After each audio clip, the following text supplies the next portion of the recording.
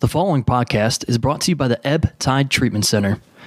Many people wrestle with addiction. You don't have to. Reach out to the Ebb Tide Treatment Center, where they wish to empower each individual encountered with the support, hope, and tools required for long-term sobriety, priding themselves on providing the best possible treatment experience for you and your loved ones based on unique needs. They're committed to breaking the stigma that plagues those suffering with addiction and their families by educating and bringing awareness to the community. The Ebb Tide Treatment Center provides individual and group therapy, multiple recovery pathways for support, evidence-based clinical support, integrated aftercare social reintegration, personalized treatment planning, program addressing whole life health, and Vivitrol program, all available. If you or someone you know is struggling with addiction, reach out to them at ebbtidetc.com or call 844-430-4357.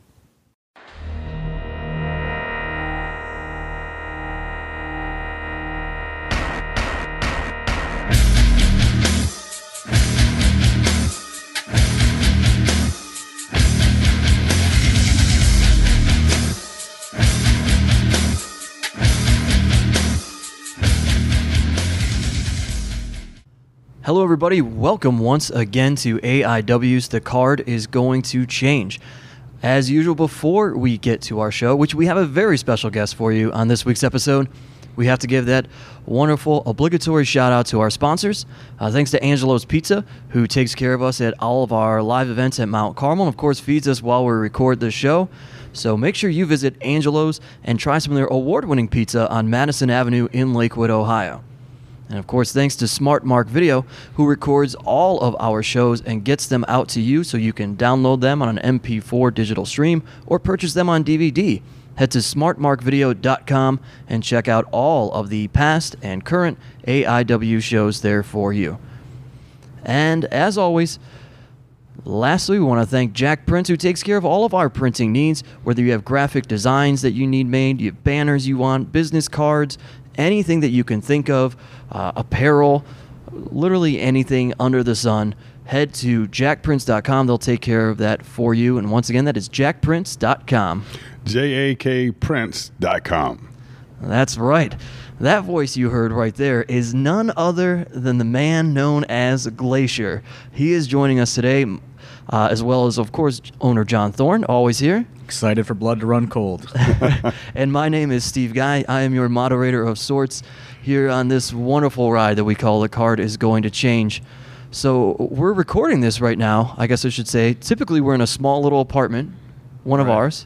We're in a gigantic hotel conference room. We have a huge hotel conference room right now where Glacier is staying, and I feel special. Yeah, it's nice. This is nice room we got here. Yeah, it's nice and quiet. Yeah. So is it cool enough for you? It's cool enough, yeah. And I appreciate you guys giving me the microphone with the blue cover on it. Yeah, that's right, man. Yeah. So I guess we're just going to get right into it. As I learned, and I think everyone, there's this big misconception about you is I always thought that you were just like this martial arts guy that just showed up at the power plant one day and they're just like, oh, yeah, of course, you're going to be Glacier. Right. I guess that was just my ignorance or everybody's ignorance. I never took the time to actually look into how you got into wrestling until we started talking last night. And that is not how you got into wrestling. You actually broke in the 80s. Yeah. Actually, when I was finishing up college, I was playing college football down in Valdosta, Georgia for Valdosta State University, and that was in 86. And so in April of 86 is when I officially broke in. And I wrestled for 10 years, had built I feel like a great name for myself, especially in the Southeast. Traveled back and forth to wrestle in Japan some, but that was before the internet, so right. So it was a lot harder to get your name out there. And so and of course Dusty Rose was one of my mentors, and it was funny, years later after Dusty and I became friends, he revealed to me that he thought I was a power plant guy. He thought I just came in, they found me and said, hey, we're going to make you this Glacier. I think that's what everybody thought over the years. So, you start in the 80s, and then how do you wind up, I look you up on YouTube last night, and I see you wrestling the Great Muta in 1990. I don't think anybody has any idea that even happened. Yeah, and that was WCW before you were even showing up as Glacier. Yeah, and the funny thing is, that's one of the great things about wrestling. We were doing a seminar last night. It's one of the things I was telling the attendees at the seminar is one of the great things about wrestling is wrestling will emphasize to you what they want you to remember, and what they don't want you to remember, they'll do their best to make sure you don't. And when back then, I was very fortunate to come in at the end of the territory system, and really at the end of the that era when we still had the faceless opponents, which are commonly called enhancement talent or jobbers. That was the classic term back in the day.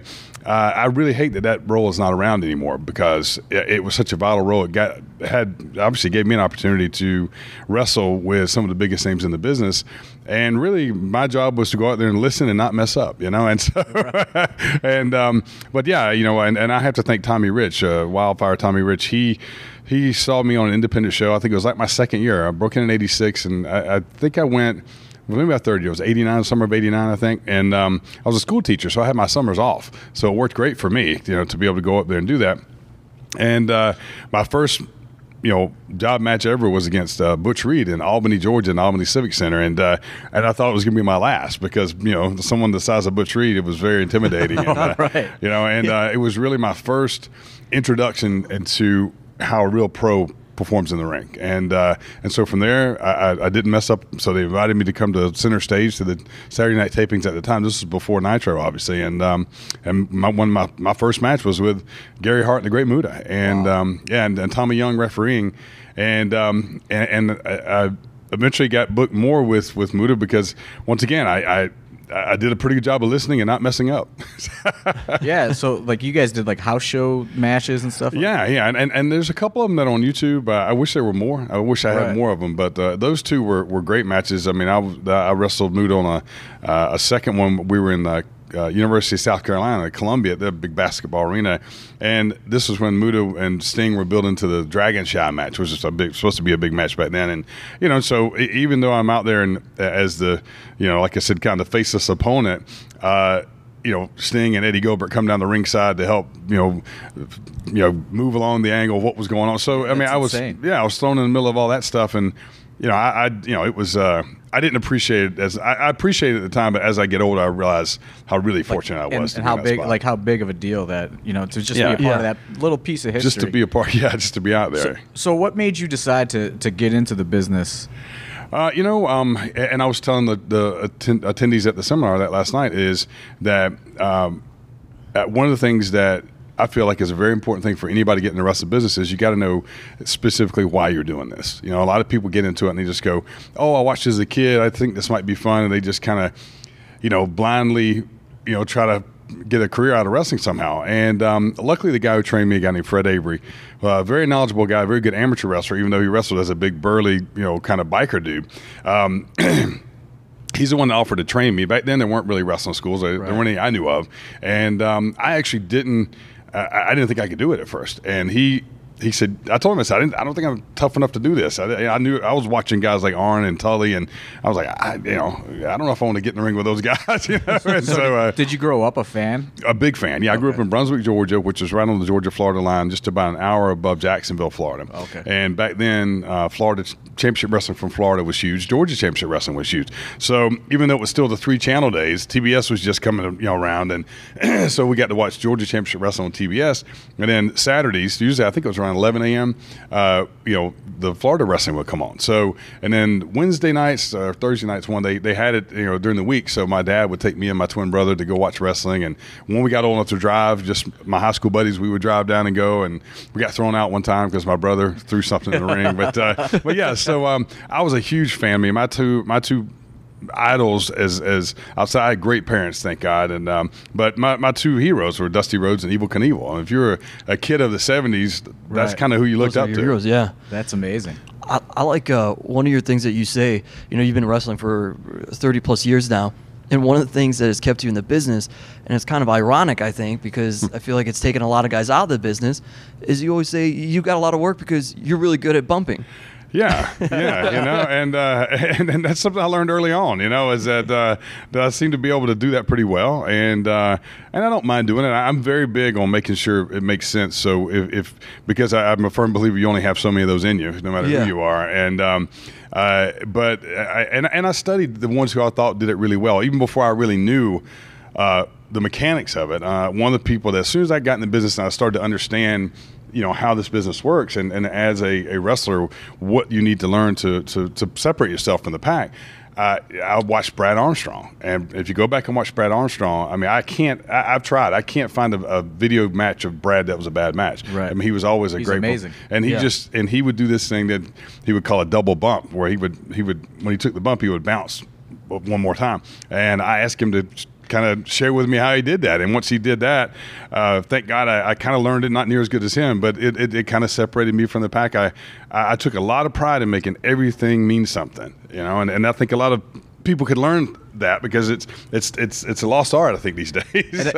And I think it's important for you to kind of share these stories, because, like I said, people remember the Glacier days. You know what I mean? People don't I don't think people realize that you were grinding it out on the road for for almost 10 years before that even happened. Yeah, really. Right at, I mean, I broke in January. I broke in April of '86. I signed my deal in January of '96. So right at 10 years. Right. That's crazy. Now, another thing you told me last night that I also had no idea about is you find your way in UWFI. Yeah. How does that come together for you? Just being a guy that's working, kind of smaller territory shows.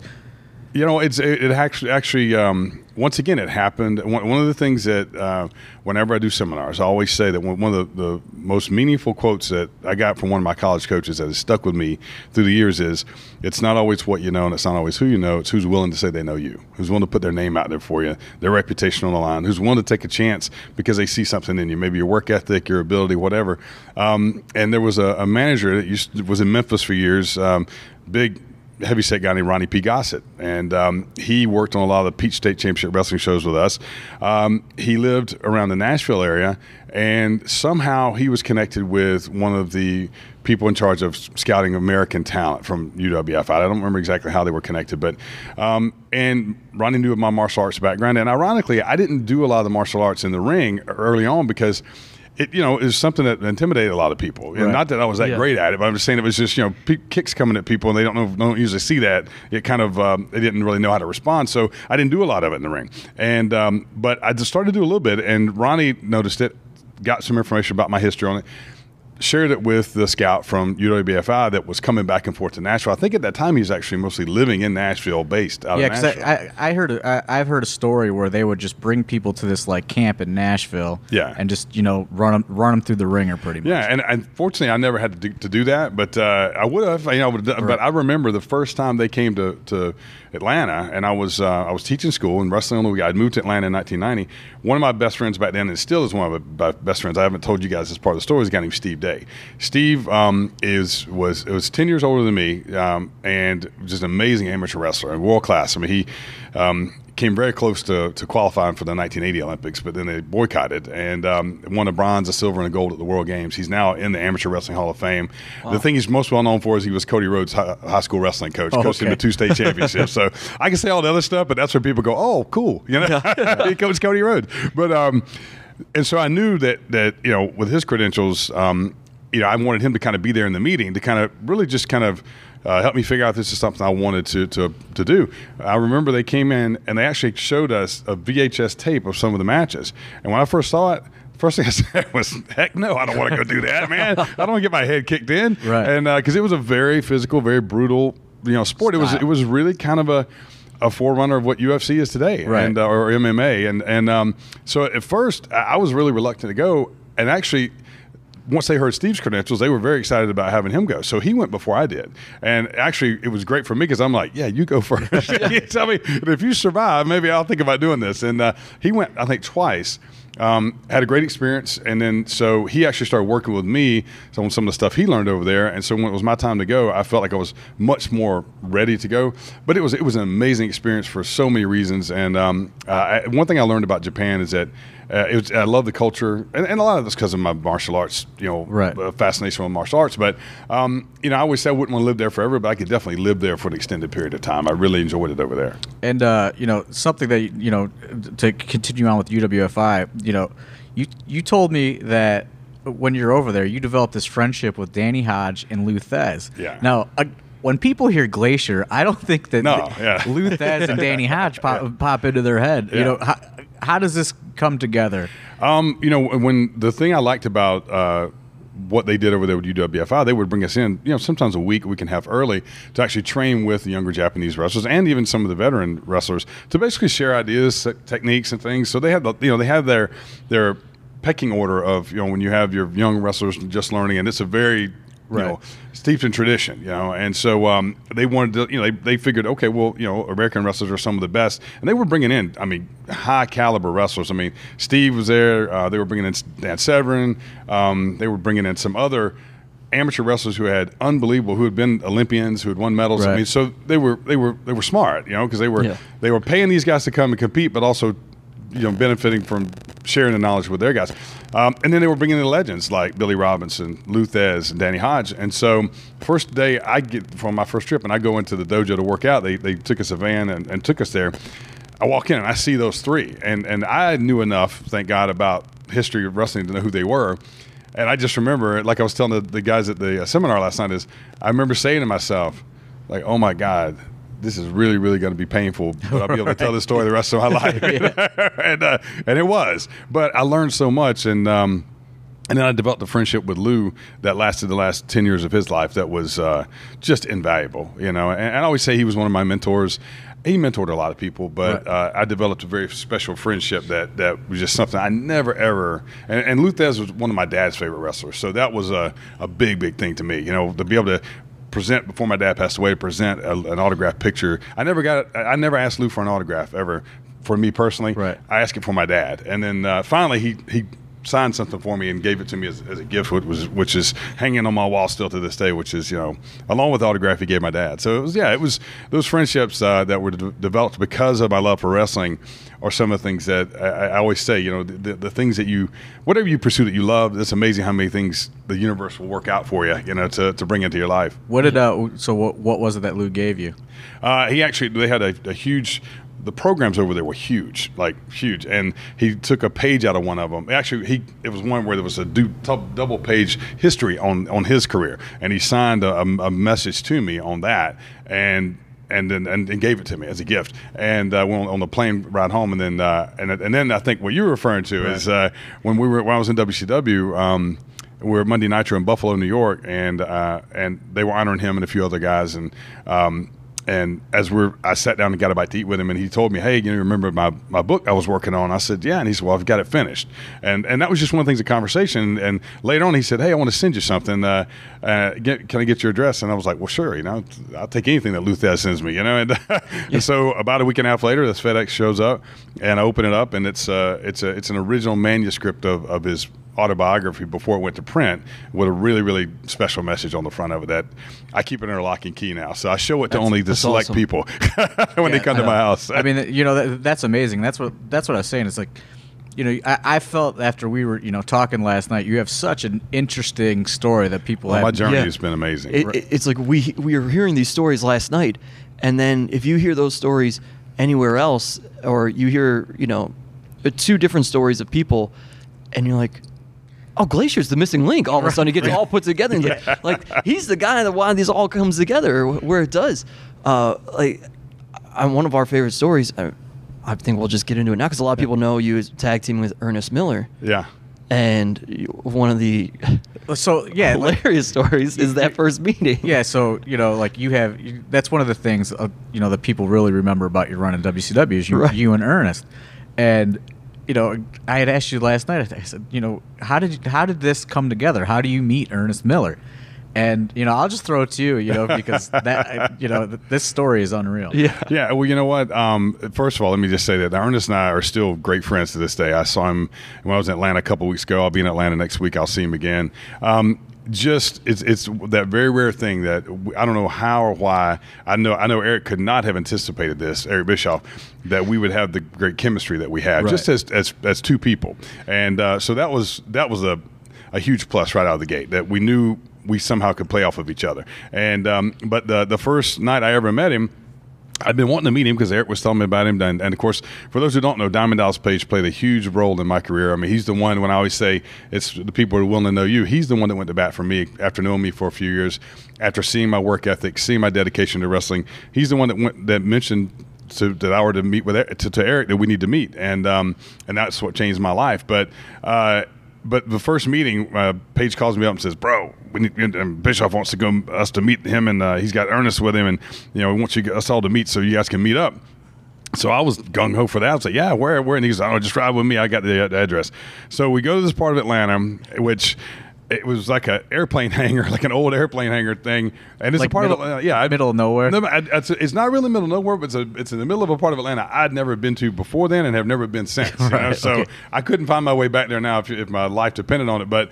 And so that already kind of set the tone. I was like, this is kind of odd, But and so we pull up at this place, and we meet Eric and Ernest, and we kind of say our highs and hellos, and I'm like, well, what are we doing? And Dallas is like, well, we're just going inside here to watch an event.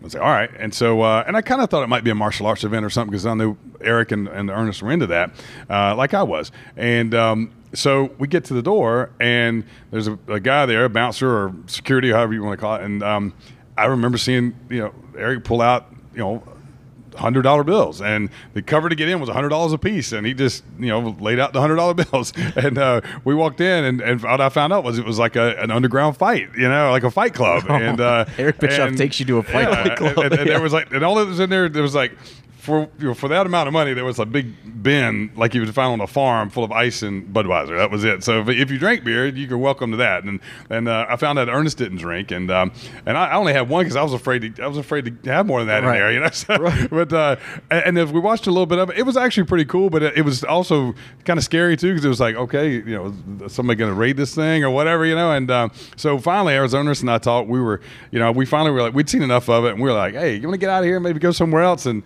I won't say where we went, but we decided as both young single men at that point to leave that party and go to another place in Atlanta we felt more comfortable.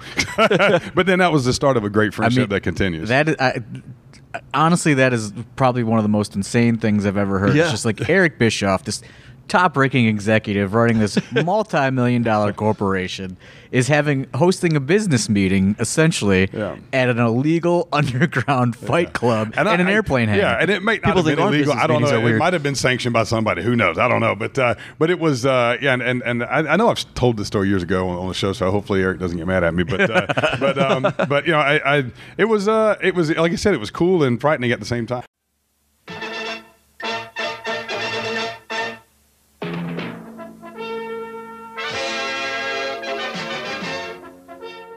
What's up, everybody? This is Alex, Worldwide Killer, here to tell you all about @ThriftStoreJobber on Instagram. That's right, he's looking for all the choicest in vintage wrestling merch so that you don't have to. And this week, it's a humdinger. A lot of people say that I have some crazy ideas and should never run a wrestling promotion. But you know what? There was once a man with a dream. His name was Herb Abrams, and he started the UWF. And that went as well as it could go, but this shirt looks amazing. Size extra large. Find it on Etsy. Find him on Instagram @ThriftStoreJobber, and use the promo code WORLDWIDE to get 10% off any order.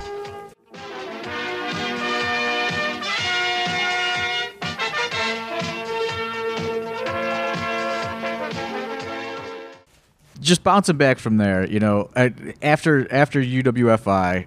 Do you do more independents, or how do you wind up in WCW? I came back and like I said, luckily still there was at that point the territories were starting to disappear, but Georgia still had strong wrestling, and at the time, what was once again my career. I always say I was right on time. I came along at certain periods in wrestling that just were great times to be getting into the business. So when I first broke in, there was a couple of great territories that I worked for. Then I started doing UWFI. When I was doing UWFI, but I was also in Atlanta, I was working for what was called Southern Championship Wrestling, which was owned by a guy named Jerry Blackwell, Crusher Jerry Blackwell, who was big in AWA. It was one of the greatest experiences because they taped TV once a month at this country bar in Atlanta, in Marietta, Georgia, 2-level country bar. So all the fans would come in and stand around the top. And we taped 4 shows in one night because it was a month's worth of shows. But it was everyone who wasn't under contract was there, like, Bob Armstrong, Abdul the Butcher. I remember Paul Heyman was there, Terry Taylor was there, Eddie Gilbert. I got the chance to actually meet and, befriend to a certain degree, Bruiser Brody right before all that happened to him. So that ran for a few years, and I got a really good push in a tag team with another young wrestler. I actually during that time tagged with Jeff Jarrett some when he came down from Memphis, and so so I was getting a lot of great exposure doing the same thing, just getting in the ring. Put me with veterans, I could listen pretty good and not mess up, and great experience. Great experience, yeah. And with some of the best of the best. Bob Orton Jr. came through there, Dick Slater came through there. I mean, I found myself in a tag team tournament in the Macon Coliseum, which is a huge venue. They did a 2-night tag team tournament, and the kid I was wrestling with, we ended up in a tag match against Bob Orton Jr. and Dick Slater. And, I'm literally terrified, because I'm just like, I can't even imagine. All right, my career will probably come to an end tonight because they'll probably stomp the. Little did you know, eventually you'd find yourself in an underground fight club. Yeah, who would have known? But yeah, and so. But after that, the really great thing that happened was there was a lot of people. He's been around forever. He doesn't really do that much now. But there's a guy named Joe Pedicino out of Atlanta. Okay. Yeah. And Joe was very instrumental in starting a Saturday night wrestling block of time it ran from 6 o'clock to midnight or later. And they were somehow able to mix in local TV taped, wrestling with some of the WWE, the AWA. It was WWF. Right, just like everything. Yeah, and so if you were a fan on Saturday night, you just plopped down in front of the TV and you had several hours. Well, we taped the show. None of us got paid anything, hardly $10 to go do the TV show. But it aired right in the middle of all that. So in that North Georgia area, we were all considered kind of good wrestling stars, kind of a big deal. Stars. And so even though, and I was teaching school, so I had a good job, especially in that time frame, time period where TV was so strong. Yeah. Such an important thing. Right, and out of that crop of guys came me, Bagwell, Disco Inferno, Scotty Riggs. Road Dogg came through there eventually. So a lot of guys who would go on to move to the next level came through there. Wow. And we all made no money. Right. so I think I always tell attendees, it wasn't different back when we were going, if you're not making a lot of money, it was like that before 20, 30 years ago. Trust me. But you have to do that. And I hate to say, but it is true. It's part of paying your dues. It's the trade-off. Yeah, you're not getting paid a lot, but you're getting great exposure. And getting your reps in and getting in there with people and learning, investing yourself. And that's what I loved about that show. It was called North Georgia Wrestling, is they had guys who came in who were at the end of their career. The guys who had great careers like Rotten Ron Starr and guys like that Wrestling 2 came in some. Like journeymen. Yeah, journeyman guys and some that were big names, but some that were more, still the journeyman, but great performers in the ring. And like so regional stars. Yeah, and like Rotten Ron Starr, for people who don't know who he is, I mean, he went on to have a great career in Puerto Rico. Right, yeah. Did some stunt work on some of he was telling me about when he was a stuntman on Fantasy Island back in the day, the TV show. But this guy was just such a great bad guy in the ring. I mean, all I had to do was show up and literally just listen and not mess up. I mean, and night after night after night, they put me with him. It was the greatest learning experience in the world, It's just to get in those kind of reps, eventually you start thinking like that too, on how to go out there and make this thing can lead to this and blah, blah, blah. You start putting it together yourself. And that's why I always tell younger wrestlers, when you learn to call it in the ring, you don't fear calling it in the ring, Right. And go out there and let some of it develop organically. Find out what the crowd. Those are the best performers in any business, whether it's singing, music, whatever. You got to feed off. Every crowd's different, so you got to be able to feed off that. And if you're not willing to change your performance and what you do based on the crowd, you're going to come up short a lot. Right. But it's a learning process. So from there, is that where Dallas discovers you? This is one of the things that just amazes me. One of my mentors, who's someone who's I always say Dallas is kind of like my crazy big brother. My buddy Chip Smith, who's probably the closest thing I have to a big brother. He owned a Gold's Gym in Atlanta. He sold it to Lex and Sting. They renamed it Main Event Fitness, and they opened. There was two, but one opened in Marietta, Georgia, which just kind of became the hub. Eventually, shut the other one down, and just everything worked out of that. But here I am, an independent wrestler. I moved to Atlanta to try to make it and go to that next level. I mean, it's a no-brainer to me. Like, why wouldn't I go to Main Event Fitness and work out there? Right, right. I was amazed at how many people were supposedly trying to move to the next level that wouldn't even think to do that. I was like, you're going to run into somebody. Yeah, you're going to run into somebody. Everybody knows who's going there. And everybody usually knows what times they're there. So I threw that, actually through Disco, because Disco got to know Dallas first. And Disco and I are still great friends. And so anyway, just through that and hanging out, I got to meet Dallas and got to know Dallas. And just, I just learned early on, Dallas had a great work ethic. And at that point, Dallas was still trying to make it. So he wasn't really in a position, other than the fact that him and Eric had become good friends. It was kind of like by association. Like I enjoyed hanging out with Dallas because I liked his work ethic. I just knew based on what I'd done through athletics that if one thing is he was going to get noticed, whether he would ever get that break or not, because I mean he outworked everybody. He really did. So I just knew there would be some good things that would come from hanging out with him. And they did. Thank God. And so does he take you to, does he say, Eric, check this guy out? The funny thing is I didn't have time to tell it last night when we were doing the seminar is this is exactly how it happened. And I always say, you've won, you never know when your break's going to come and you never know how it's going to come. Now there's a little bit more structure with NXT and all that for WWE. But back then, it could happen in an instant. It did for me. We were in a mall. It was December 23rd. I can remember this like it was yesterday, December 23rd, 95. We were in the big mall in Atlanta. Kimberly was with us, but I think her parents were there too. So she went off shopping with them. Dallas and I were off shopping. We stopped at this pizza place, and we're eating in the food court. And Dallas and I both are shoving our faces with pizza, which you would never do now, unless it was gluten-free pizza. But and I said to him, I said, because the funny thing is, he actually helped me pitch. Disco and I came up with a Coach Buzz Stern gimmick. Right. And he actually he liked it and pitched that to Eric, and Eric was kind of lukewarm on it. He's like, he didn't like it, but he didn't really dislike it, but he was like, let's just wait on that. And so he was already pitching stuff for me, and so finally I just said, Dallas, I'm really thinking about putting a lot more martial arts into what I do in the ring. And he's got a whole mouthful of pizza. He goes, bro, well, that'd be great if you knew some of that crap. And of course, he didn't say crap. But I said, Paige, what do you mean? I said, I've been studying since I was a kid. And so then I tell him all, and he goes, Bischoff's into all that stuff. And I was like, I had no idea. So he goes, look, give me so on the drive back to his house, I was giving him all the information. So he calls Eric, because back then they lived literally, 3 houses from each other. And so he tells all this to Eric. And all of a sudden it piques Eric's interest. What he didn't know was at the time Eric was already trying to put, the beginning of the workings of, some Mortal Kombat type characters, because Turner was very interested in, playing off what's popular in society, and that was the biggest thing going at the time. Yeah. The game, the movie, and Turner Broadcasting, produced a TV show, the Mortal Kombat. So anyway, he tells Eric, and this is how he told it to me, is he tells Eric, and Eric says, okay, I'm interested, schedule a meeting right after the holidays. So first week of January, Paige tells me what restaurant to be at and what time to be there. And I think it was like a Outback Steakhouse or Lone, steakhouse, one of those, right in their neighborhood. I meet in the back of the restaurant. There's Eric sitting there. I walk in. We have what was almost a 3-hour conversation, and he grilled me up one side, down the other. And I know that I'd given Paige a tape of some matches to show him. To this day, I don't think Eric even watched it.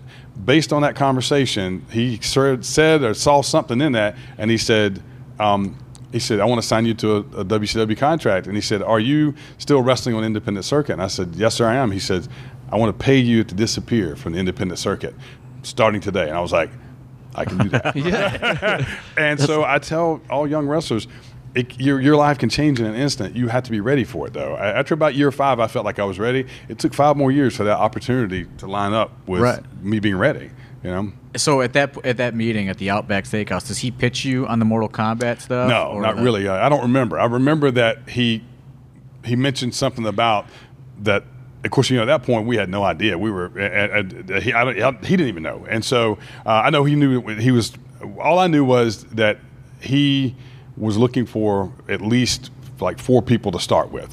I knew he had already had Ernest in his mind because Ernest taught karate to his kids. And so him and Ernest are already friends. So he figured but Ernest wasn't a wrestler, so he needed to get Ernest to the power plant, started getting him trained. He wanted to surround Ernest with the other guys who could carry the weight of the load until Ernest kind of got up to speed. And I always this is something I always say about Ernest. He's a world-class athlete. He really is. I mean, in 6 months, he became a wrestler that would take most people 2-3 years easily to learn. I mean, so I always give him a tip of the hat on that because he learned a lot in a very short period of time.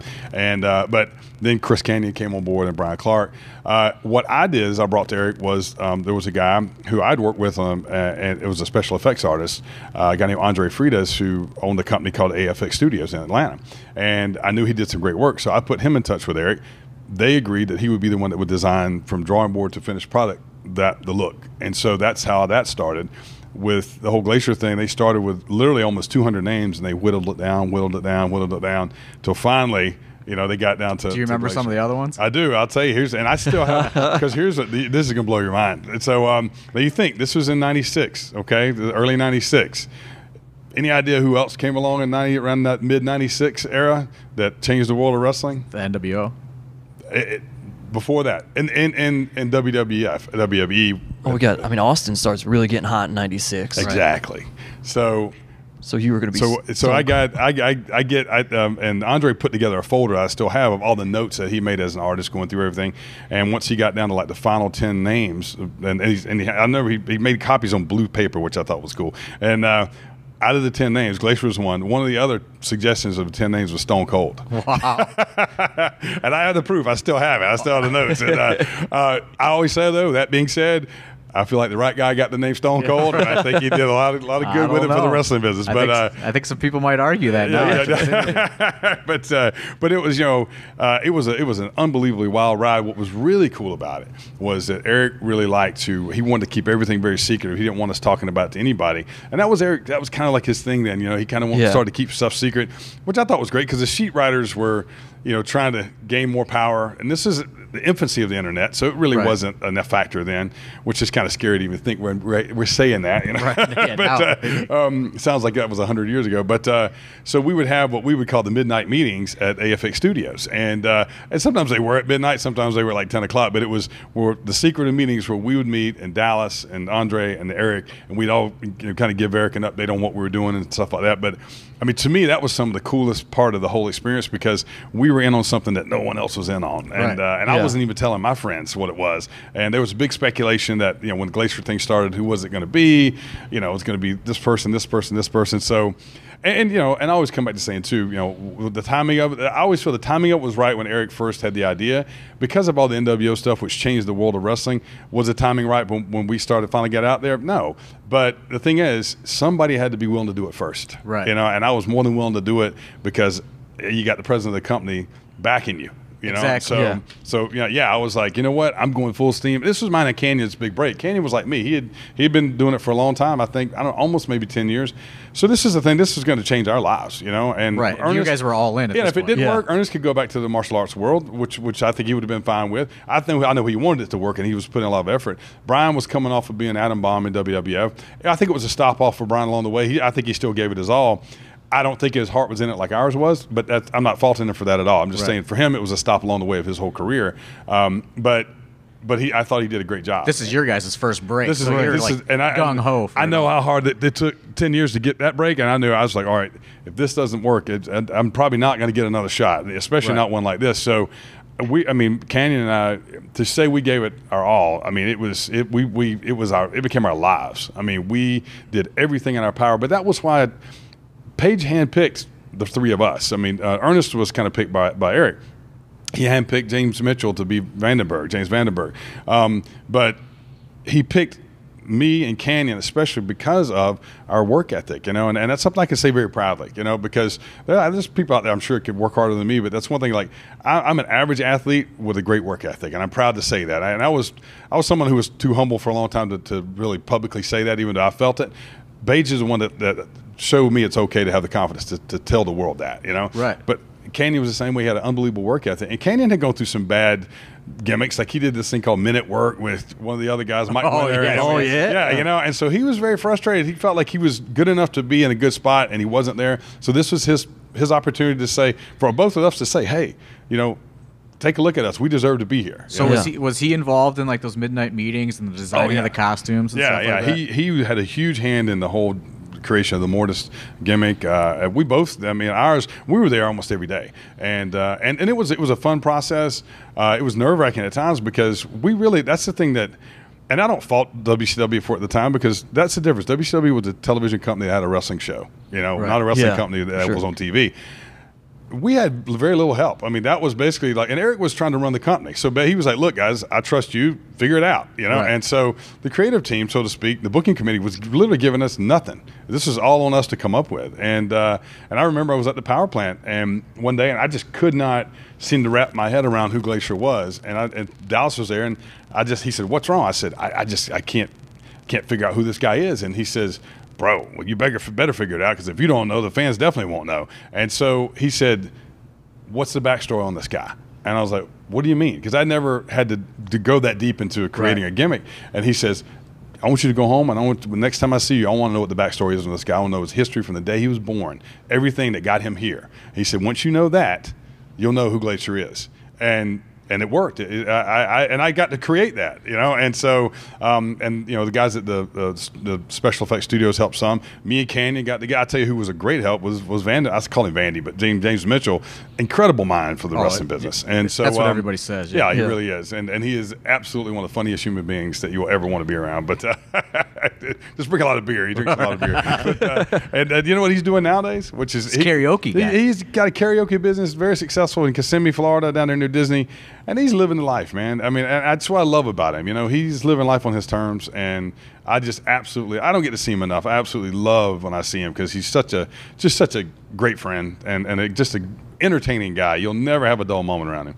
So one thing that I think people would be mad if I didn't ask about was the Glacier vignettes. Who pitches these? Who writes them? How long do you shoot them? Because there was a bunch of them. Yeah. You know what? I was just talking to a buddy of mine, Matt Green, who's a special effects guy, really a master at what he does. He works a lot in Atlanta now because that's the big hub for films. And Michael Shockett was the producer, director for most of those. Michael's a great guy. I really applauded what he did because I had no idea they were going to go to that level to do these things. But Michael let me have, I had all the input that I wanted to have. So I had some great ideas. They used some, and some of them they didn't.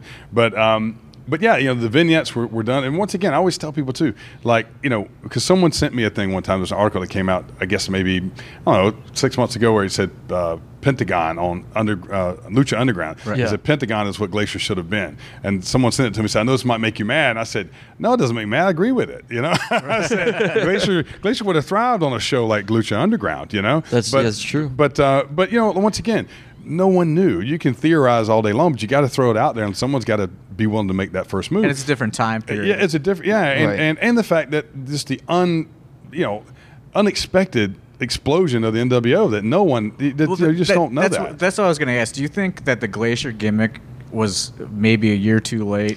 Yeah, it was. It was about a year too late.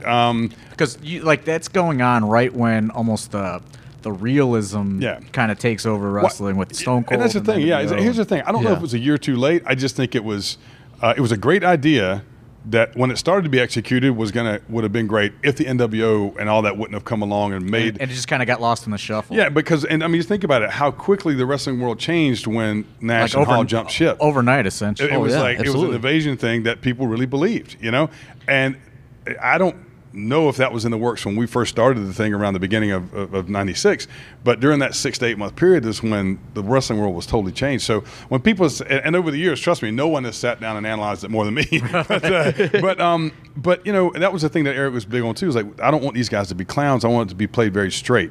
I don't want people to make fun of these guys. I want kids to really want to be these guys. Right. And so even then, Eric was like, well, you know what, guys, we're already invested. We're going to run with it as best we can.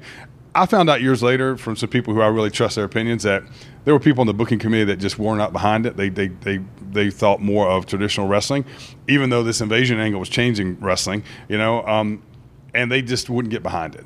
I'm not blaming anybody, and I don't think it was anything personal towards me or Canyon or us as people. It was just a gimmick. They didn't seem to like it, and if they didn't like it, it's not that they were going to battle it, not that they were conspire against it, but they weren't going to do anything to really help get it over seemed either. like it seemed like that was kind of WCW's attempt to go like the WWF route, Right. Which traditionally in the South that wasn't a lot of what you saw. Exactly, and one of two things could have happened. Eric could have said, you know what, let's just pull this and cut our losses, but he didn't. He said, I see there's a lot of potential here, and at the very least, there's a lot of kids watching the show, and I think it still will appeal to the kids. So he said, we're gonna give an honest effort. And I said, well, we're in it as long as you feel like you want to put us out there. And they probably were like trying to look down the road at like toys and merchandise. Absolutely. Yeah. Absolutely. I mean, there was supposedly a huge push that was going to be for a lot of that stuff. But go back and look at WCW now, and I don't know who if there's one person default. WCW's merchandise always kind of sucked. They didn't really do action figures, and when they did, they weren't really good action figures, and they only did them with a handful of the guys. Unlike that's one thing I always give credit to WWE. Once you become on the main roster of WWE, you are referred to as a WWE superstar. Right. Yeah, Everybody. I had those From top action to bottom. figures. They were little, kind of like 5-6 years they were behind on what they were boring, bro. doing. It's boring. Because none of them moved. The At that arms time, you didn't got the move, yeah. ring, and then WWE, the guys pop up, and you can do stuff all over. and And they then you were just way have ahead. basically just a little mini statue. Is what the WCW action figures were. And they, Like, they came out with the cars, and I had the cars, and there's like 2 cars. Oh, you know yeah. what I mean? So, and those were cool, and I have a whole box full of them at home. And then the video games, and that was great. I was on 3 of the video games, so. I'm going to say it right now. You were probably my favorite guy to play as you and Canyon Mortis. WCW NWO Revenge for the Nintendo 64, Cryonic Kick. Yeah, and that's, I tell you what, I mean, because that's what our gimmick was. It was I did love the something video that games. You're a video transferred- game. Yeah, we're video Video inspired game wrestlers. characters, Yeah. And people would always say that, they'd like say it to me like a secret, like, was that stuff inspired by Mortal Kombat? I was like, yeah. I mean, what else would it have been? I mean, so. Sometimes you just got to be like, what is Mortal Kombat? Yeah, You know? and Just have them educate One of the you. cool things I did an interview with Uprocks, it was back great. around the WrestleMania week, and one of the things I learned, because being a school teacher, I found out early on how to relate to kids, and I think that's the reason I became a teacher. Surprisingly enough, I don't have any kids of my own after all these years, but I think that really fed my soul, just because I had so many kids that I related to when I was a teacher. So when I was became at Glacier, I knew pretty much how to relate to kids, and that was one of the things I would always tell kids when they would be mesmerized by the eye, because as far as I know, I was the first wrestler to ever have a colored contact. I mean, there might have been somebody before me. I can't remember, but maybe there was. But kids really were attracted to that. And so kids would come up, and you had the innocence of a kid that would say, "Is that your real eye?" And what am I going to say? No, it's a contact, kid. So what I would say, I go, yeah, actually, this is my real eye. Both eyes look like this, but I put a contact to make this one look normal, so I look kind of normal to the rest of the world. And they go, really? And I go, yeah, but don't tell anybody, okay? So it kind of get the kids, give them something they felt like they knew that everyone else didn't, And so you told me another great story. We won't go into great detail on it, but you said you're in Athens, Ohio. Buff Bagwell pisses off the whole crowd. Yes, he does. And you tell a great rock story and a Paul Orndorff. We'll just take it from Buff Bagwell's pissed off the crowd. Yeah, we go to Ohio University. It's a house show, sold out, but mostly college students. And this is during that era when Ohio University was named one of the top party schools in the country. And we got the opportunity to really just rock this house because of it's college kids. They're going to react probably well to anything if we just go out there and do our job. And Bagwell goes out there and he says something to the crowd that really, as Bagwell would do, because that's what I love about Bagwell. He has a knack of knowing when he's a heel, he's going to make the crowd, really dislike him. At least, he can get a reaction. He's great at getting a reaction, and he got a great reaction with this remark that I probably don't need to say on the air. But and the crowd just was they were just in a frenzy for the rest of the night. And I remember Orndorff telling us that we were 2 tag teams that were supposed to go on. It was us, Ernest and I, against Wrath and Mortis, and then it was Booker T and Stevie Ray, Harlem Heat, against Public Enemy. And he decided just to put it into an 8-man tag to kind of get us through the night a little bit quicker.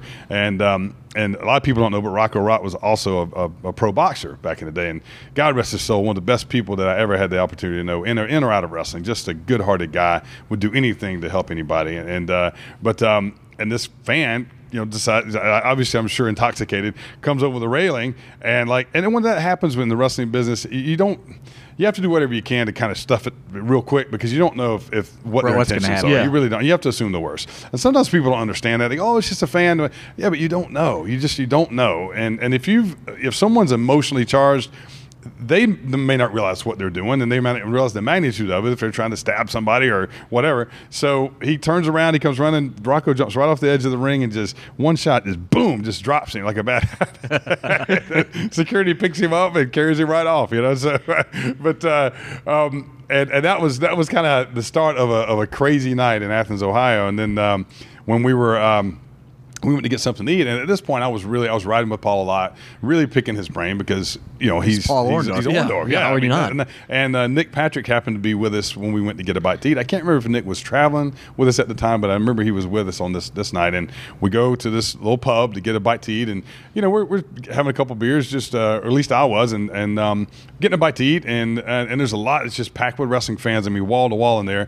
Like I said, like a college bar. It wasn't a big place. Probably the Red Brick. That's a hot spot in Athens. That may have been it. It was, but like I said, it was just packed full of most college kids. And so anyway, so these group of college guys were staying, one cute girl, and they were standing there, and they kept egging me on to stay and hang Party out for a while. Yeah, and here I am. I'm a young single guy, and I'm on TV all the time. It's a pretty good time to be me, So, and so like all of us were at that time, and so. So I'd say, "Hey guys, you mind if I stay?" Because the hotel where we were all staying was only a couple blocks away, and I said, "I'll just walk back to the hotel." And Paul's like, "Are you sure?" In that big deep voice of his, and I was like, "Yeah." And so he kind of gives me that look, like he's reluctantly, like a reluctant dad look, right. And so he says, "Okay." And so they leave. At least I think they leave, and then I get in the midst of this crowd, and one thing leads to another, and.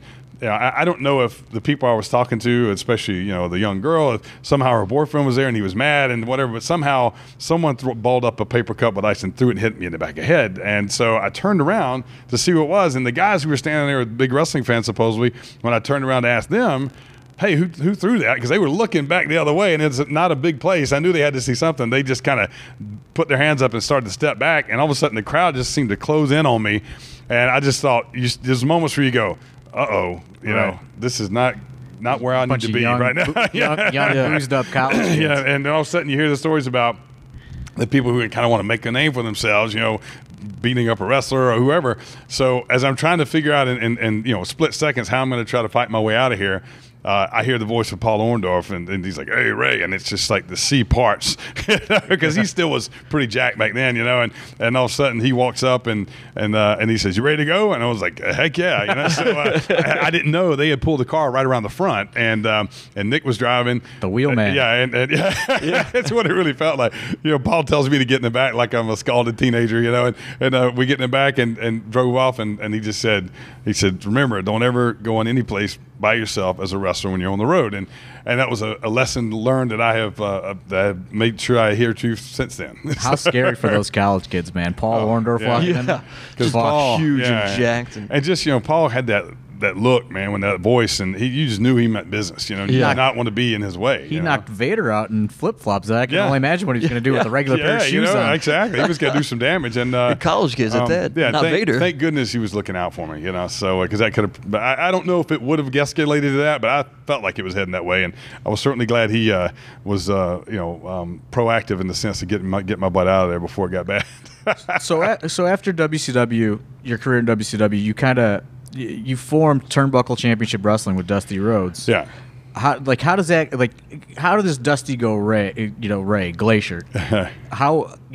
Let's do this. How does that come together? And I don't know if it's fair to say I formed it with him. I think it's maybe fair to say he allowed me to be a part of the ride. Right. But Dusty left. You were like kind of like his right hand man. Yeah, I say that with a lot of pride and humility, because it was in 2000 he left WCW, and it was always a dream of his to open his own promotion. So he started Turnbuckle Entertainment, and the main part of that was Turnbuckle Championship Wrestling. And so in Dallas, Dallas always credits Dusty for being the one that gave him his start, and I credit Dallas for being the one that really helped me get to where I am. So there was all that kind of circle already, and and even though I idolized Dusty, I still, even though we worked together in WCW, I didn't get to really get close to Dusty. I got to know him and talk to him at work, but never really felt like I was, on that inner circle of friendship with him, yet. And he was kind of like an office guy. Yeah. And so it was kind of that. And there was just that, and all of it was Dusty Rhodes.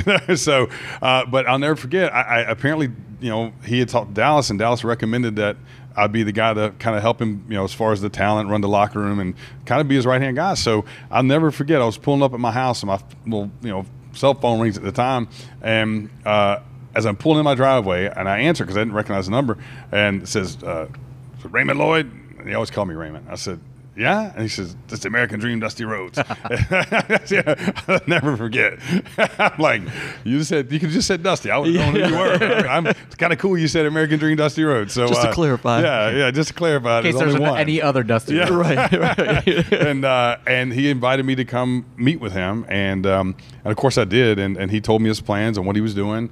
And it just blew me away that he was picking me to offer that spot to, and of course I said yes. Right. And even though I was still with WCW, I was able to, Eric and Dusty had a good relationship at the time, and so Dusty kind of got it approved that that I could still work with him on the side as long as it didn't interfere with what I was doing, with WCW. And there was a period right there where they weren't using me a lot at times, so it worked perfectly, And so once WCW folded, I had an opportunity to go to WWE, but briefly. It was a brief, opportunity, but Dusty really wanted me to work with him more full time, and honestly, being on the road for 5 years. As much as I didn't want to publicly admit it, I was really worn out. I was worn out of being on the road all the time. I kind of wanted to get back to a little bit more of a steady, life, but still be in wrestling and be under the learning tree of Dusty Rhodes. And so my buddy Steve Day, the one I told you went to UWFI, he actually had a position open at Lassiter High School, which was a huge high school, great high school, still is. And so I thought about it, and I said, you know what? I'd rather go back to a little bit more of a predictable life right now. So I took the teaching job and coaching job, but then I also worked full-time with Dusty building turnbuckles. So to me, I there's always been that saying that back in the day, to have the ultimate career would have been to been able to go back and forth between WCW and WWE and not burn bridges there and have a good run in both of them. Would I wanted to take a good run in WCW? Of course, WWE. And like I said, their offer was, it wasn't like, they were moving right past me to somebody else. I guess kind of like, I don't know that this is common knowledge, but how does the talks between you and WWE happen? This is right after WCW folds, correct? Right. So they were holding all the cards, and it's like Dallas always says, the ones who win the war get to write the history, So they basically had their hands; they could pick whoever they wanted. Cherry pick who to offer things to, and then they could, the money didn't have to be that good in their mind because they're the only show. What else are you gonna do? Where you gotta go? So to me, it was a very fair offer there, and I was dealing with Kevin Kelly, and it was a very fair offer. But I compared to the opportunity to really, really sit on the learning tree full time from Dusty, it just. I couldn't. Did they have I was terrified to walk away from that opportunity.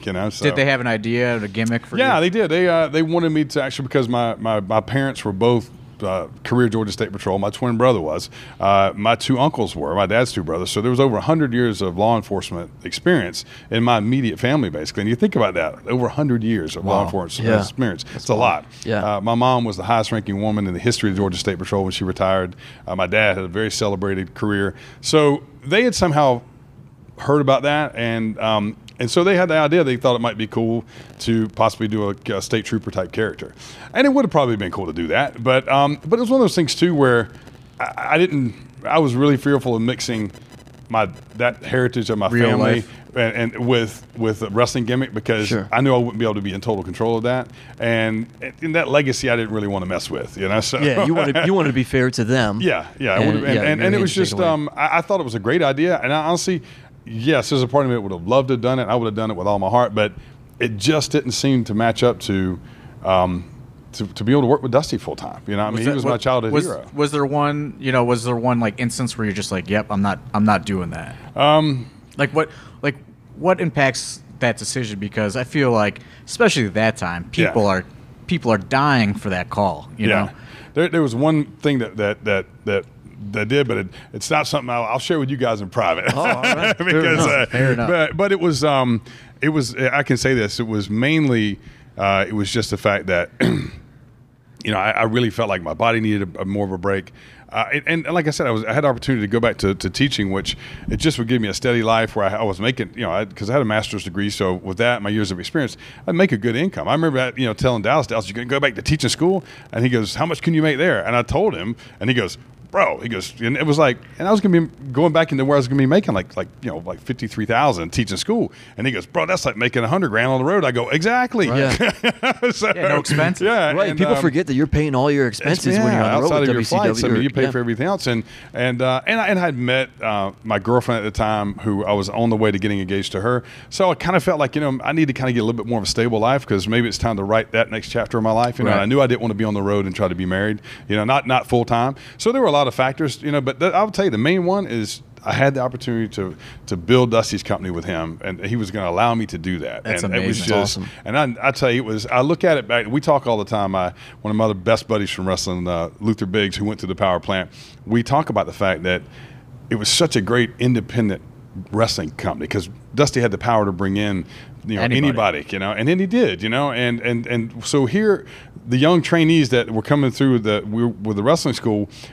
Dusty was able to put them in the ring with a Manny Fernandez and veteran guys. and Larry Zbyszko and guys that would come in. I mean, Bobby Eaton, he brought Bobby in a lot. That was just invaluable. So the independent wrestling fans got to see a great show, and then it always headlined by Dusty. Right. And so and Dusty always can't delivered. beat that. No. And so and then right off TV was I was there, Scotty Riggs was there, Daphne was there, Sonny Siaki, Dustin was coming in and out. So I mean, it mixed that with the fresh faces coming off WCW with the legendary names he was bringing in. I've never seen an independent group come along since then that could do it on that level. And during that time, is that when you won the NWA Tag Team Championship? Yeah. And do you want to talk about another? I mean, I'll tell you the story, but I'm just going to tell you it's so hard for me not to get emotional when I tell the story. So if I get a little emotional, just understand. But yeah, I mean, I have like I said, a twin brother, and it was our goal. I mean, we wanted to be the Briscoe brothers when we were kids, because they were the tag team champions in Florida Championship Wrestling or Championship Wrestling from Florida, however you want to say it. And so that was like my first big goal as a wrestling fan is we want to be them. We didn't want to be like them. We wanted to be them. And we wanted to be the NWA World Tag Team Champions just like they were. And so, and during that time, I can't remember if they actually were the World Champions, but they were the Tag Champions, and we just thought they were the NWA World Champions. Right. I know eventually they did become that, but I can't remember if they were right then.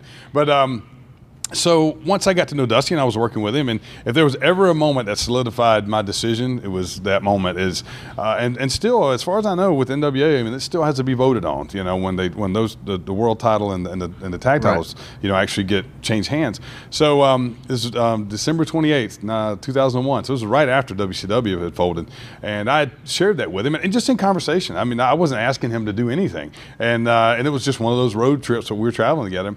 So unbeknownst to me, he goes behind my back, thankfully, and petitions with NWA to because we had a young guy coming on the way up named Jason Sugarman, who literally looked like a even more muscular Channing Tatum. I mean, he was a guy who was really slated to Dusty thought he had it to be the guy, and he probably would have. He had an injury from college where with his esophagus, and then afterwards, about a year later, after he and I won the titles, it happened again, and doctors told him he needed to stop because it could be something. And he had a wife and a little kid, so it was a smart move for him. But that's his career ended that quick. But so we were in Florida. We were doing like a 3 or 4 day loop in Florida, and and I was doing the locker room just like I always do. And he comes to me and he says, "Raymond, I need to talk to you." And I knew we were wrestling. Me and Jason were going to wrestle. It was the New Heavenly Bodies at the time, which they are great guys, great friends of mine still today. And I remember we were going to wrestle on both Friday and Saturday night. So I just figured, okay, well, that's great. We'll have great matches. And I swear to God, I wasn't even putting 2 and 2 together. I didn't even. I was just like, this is a stop along the way. Yeah, I mean, I wouldn't even dare. I wouldn't even dare think of it with basically a green rookie, basically, and but looked the part. So. Dusty pulls me aside in a private room, just me and him, and he says, and I'm thinking, first of all, I'm thinking, God, did I do something wrong? Because you always assume something wrong, Right. And he says, Raymond, he says, He says, you and I got a lot in common, don't we? And I said, yeah, Dream. I was thinking, where's this leading, you know? And it hadn't even crossed my mind. And he puts his hand on my shoulder, and he goes, after tonight, we'll have one more thing in common. I said, what's that? And he goes, tonight you become a world champion. And it still gets me every time, wow. you know? And I said, what? And he goes, I think I said some choice words, like you got to be, you know, messing with me. And he just looked at me and he says, nope. And he said, and I just we had a moment, you know, we hugged it out. So I said, man, I can't ever tell it without getting emotional. Yeah. And he's tearing up right he's now. tearing up, and, you know, and I mean, it's just something that it's that powerful to me, you know. And they are icicles, in case anyone is wondering. Here's the great thing about it is, they're not little ice cubes or anything. Yeah. But that, you know, he says to me, he goes, that's the good news. Here's the bad news. I was like, what's the bad news? He goes, well, there's two things. He goes, one, I need you to do about a 45-minute match tonight. And he goes, I need you to carry most of it. And I was like, done. You know, right. I said, that's not so bad. And then I was like, what else? He goes, then tomorrow night you guys got to drop them back to them. And so not only did I win the NWA World Tag Team titles, but I had the shortest run probably in history. but you know what? It doesn't matter one bit. That's what he said. He goes, hey, you want to be world champion. You didn't say how long you wanted to be world champion. And I still have a replica of the belt in my home office. And every single time I walk by it, man, it just reminds me of that moment. And that, you know, that he thought enough of me to go to the guys at NWA and say, you know, I would like you to make this happen. Right, and, even just for one. Yeah, and you know, and it was good for Turnbuckle. You know, it helped us as a brand. You know, but yeah, I'd like to think that wasn't the main reason he did it. It was just to, you know, help me, you know, achieve a childhood dream that I never ever thought would happen. Not realistically. I mean, I always hoped it would, but you know, especially at that point where I kind of figured I was being more of a kind of mentor to the younger guys. I wasn't thinking world titles and stuff at that point, you know, and I think that I had thought that it kind of passed me by, but yeah, December 28, 2001. I mean, do you think it's not a special day to me? Yeah. So I mean, you know, as we kind of wind this down a little bit, you've somewhat now. Here we are in 2017. You're seeing a bit of a resurgence. You're popping up on more independent shows. Yeah. You know, I know you did some stuff with Chikara. You know, like a couple times. In the last 10 years, but. You know, how does that make you feel that, you know, now here you are, you know, you've been wrestling for 30 years and now your phone's ringing and, you know, and you're getting a lot more work. You know, it's hard to put that into words, but, you know, basically I'll say this is, you know, like I said to the trainees last night, I always say to when I'm doing a lot of seminars now is I say that, you know, what I found over the years is that the overwhelming majority of the people I've run across were fans of the Glacier gimmick. There were some harsh critics. I get it. But the thing is, there was some that called it one of the worst gimmicks of all time. I don't think it deserved that criticism. But the thing is I've had the honor of being Glacier for 21 years. And so for the people that were critics of the gimmick, I always say to them, I win. Right. Yeah. So, and I think that's a lot of just the power of positive thinking, you know, is not letting the critics, you know, publicly not showing that bothered me. Did it bother me? Heck yeah, it bothered me some. But I didn't focus on that. I just said, you know what? I've got an opportunity to do this the best I can. And I know there are fans that really enjoy it and appreciate it. And I think because of the surgence of pop culture with the big conventions, the megacons, dragacons, comic cons, that's the cool thing now that, you know, that this, thank God I look somewhat like it did when I was on TV, is I can show up in the gimmick and it looks pretty much like it did, you know, 20 years ago. And the thing that's great is these guys that were watching you when they're teenagers, you know, they're now adults that have money and they want to maybe meet have you. Kids, you know, and I did a convention up in Maine, about a year and a half ago, and this little kid, he was the cutest kid in the world, runs up to me and says, I come to the lobby, I'm checking in, and he goes, Glacier, where you been? And I'm like, hey, buddy, how you doing? And I'm talking to him, and his dad's standing there with this big grin on his face. And so I looked at his dad, and I'm like, and you know, he's sitting there, and the kid's actually like looking at my bag, and he's studying my bag, and he says, is all your costume in here? And I was like, yeah, and I'm like, I go, how does he even know who I am? And he goes, WWE Network. He goes, he doesn't know the reruns. He thinks you're on TV right now. I was like, awesome. You know, so I have a whole new audience. And I think that is a lot of just the fact that I have refused to, you know, let the critics win. Like I said, I mean, and the thing is, it's a cool character. Canyon's character was a cool character. And I so wish that he were, you know, I miss him for a lot of reasons. I mean, he was a dear friend. But the things that he and I could do together now in the indie scene and the conventions together, I think about it all the time, just selfishly how much fun we would have if he were still here and we could do that stuff, and with Vandy and whatever. But yeah, it's just I always say, it's like fashion. You hang around long enough, you come back in style. So I'm loving it. I've always loved being Glacier. I've never been embarrassed by it one day. The people who are critical of it, I get it. I do get it. But the bottom line is that I'm very proud of it, and I'm proud of the fact that there's a new era, a new generation of fans that I think appreciate it. I mean, I know we could keep going, but we've gone already. We didn't even get to the Tonga story. It's like, look, folks, you're gonna have to. We're gonna have to do this again. Yeah, right. We will. There's so much to talk about, but we're gonna end this one here. I think there's enough for people to digest and keep going with it. And heck, we got a show tonight. So yeah, we do have a show tonight. That's right. And those boys still got to eat lunch. So that's right. We have a very important meeting before the show. There you go. Exactly. We got an important meeting before the show. Glacier knows what's going on. He knows about the meetings. That's right. But, I guess just any final words to your fans, or Yeah, I'm glad you allow me to do that. I always say, to anyone who is a pro wrestling fan, whether you're a Glacier fan or not, from the bottom of my heart, thanks for doing your part, which is, spending your hard-earned money to come watch us do what we love to do. Because and I say this directly to any fan that's listening, if you're not willing to do your part, then people like me don't get to live my dream. So wrestling fans are such a vital part of the wrestling business, and I want them to know that at least me and the circle of friends I run with in the wrestling business, that we wholeheartedly appreciate everything that you do, even when you're critical of us or when you support us, because that's what makes us push to be even better at what we do, so that hopefully you'll keep being motivated to come see us do it. That's amazing. That's awesome. And I think now, after this interview, I think I'm going to have to bring you and Ernest back and have you guys tag up. There it is. Stay tuned for AIW Blood Runs Colder. Yeah.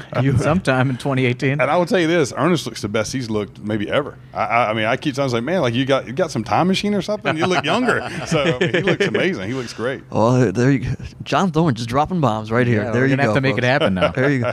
Well, I'll see him next week, so I'll let him know that it might be happening. Awesome. Wait till I get a couple drinks of me later after the show. I'll be It'll be booked. Yeah. Giving him a full-time contract. There it is. Well, for AIW owner John Thorne, and of course for our guest Glacier, my name is Steve Guy. We hope you guys have enjoyed this episode with our very special guest here on AIW's The Card is Going to Change. We'll talk to you guys next week. Give us a Blood Runs Cold before we go. Make sure to tune in every time the show comes out, so you can make sure to be a part of what these guys are doing. They do a great job, and make sure to tune in before blood runs cold on you. There it is.